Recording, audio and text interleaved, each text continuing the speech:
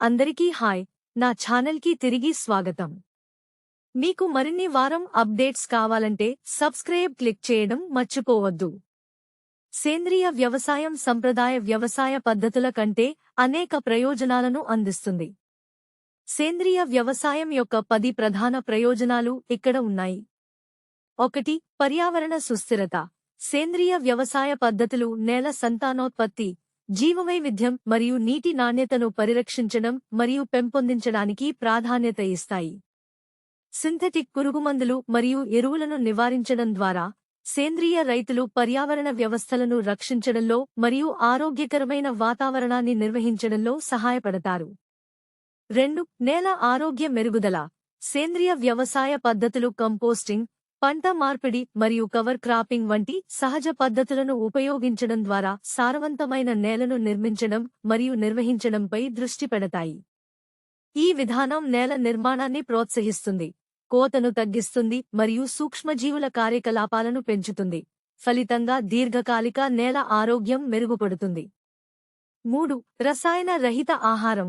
సేంద్రియ వ్యవసాయం కృత్రిమ పురుగుమందులు, కలుపు సంహారకాలు మరియు జన్యుపరంగా మార్పు చెందిన జీవుల జీఎంఓలు వాడకాన్ని ఖచ్చితంగా నిషేధిస్తుంది. సేంద్రియ ఆహారాన్ని తీసుకోవడం ద్వారా వ్యక్తులు హానికరమైన రసాయనాలకు గురికావడాన్ని తగ్గించవచ్చు మరియు తక్కువ అవశేషాలతో ఉత్పత్తులను ఆస్వాదించవచ్చు. 4. ఆరోగ్యకరమైన వినియోగం. సేంద్రియ ఆహారం తరచుగా విటమిన్లు, ఖనిజాలు మరియు యాంటీఆక్సిడెంట్లు వంటి అవసరమైన పోషకాలలో సమృద్ధిగా ఉంటుంది. అంతేకాకుండా సింథటిక్ సంకలనాలు లేదా జీఎంఓలు లేకుండా సేంద్రియ ఉత్పత్తులు వారి మొత్తం శ్రేయస్సు గురించి ఆందోళన చెందుతున్న వారికి ఆరోగ్యకరమైన మరియు మరింత సహజమైన ఎంపికగా ఉంటాయి. 5. వాతావరణ మార్పు తగ్గింపు. గ్రీన్హౌస్ వాయు ఉద్గారాలను తగ్గించడం ద్వారా సేంద్రియ వ్యవసాయ పద్ధతులు వాతావరణ మార్పుల ఉపశమనానికి దోహదం చేస్తాయి. సింథటిక్ ఎరువులను నివారించడం మరియు మట్టిలో సేంద్రియ పదార్థాన్ని ప్రోత్సహించడం ద్వారా సేంద్రియ రైతులు కార్బన్ను సీక్వెస్టర్ చేయవచ్చు మరియు వాతావరణ మార్పులను ఎదుర్కోవడంలో సహాయపడవచ్చు. 6. నీటి సంరక్షణ.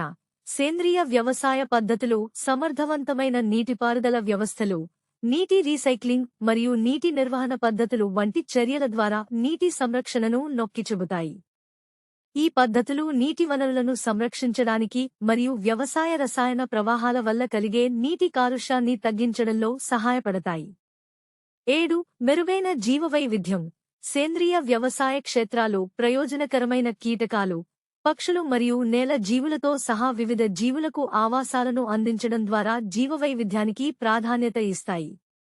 వన్యప్రాణులకు హాని కలిగించే సింథటిక్ రసాయనాలను నివారించడం ద్వారా సేంద్రియ వ్యవసాయం విభిన్న మరియు సమతుల్య పర్యావరణ వ్యవస్థను నిర్వహించడానికి సహాయపడుతుంది.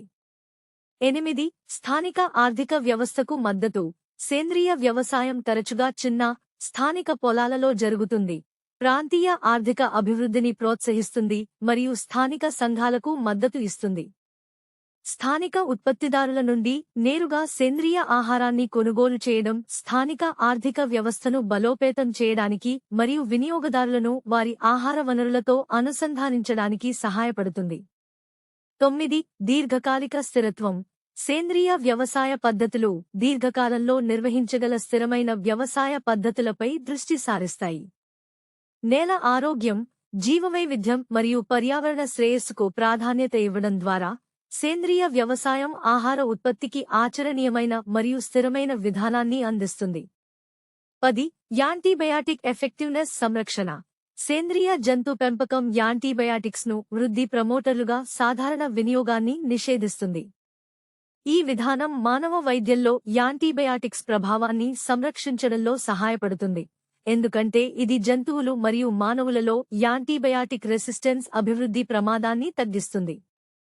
ఇవి సేంద్రియ వ్యవసాయం యొక్క అనేక ప్రయోజనాల్లో కొన్ని మాత్రమే.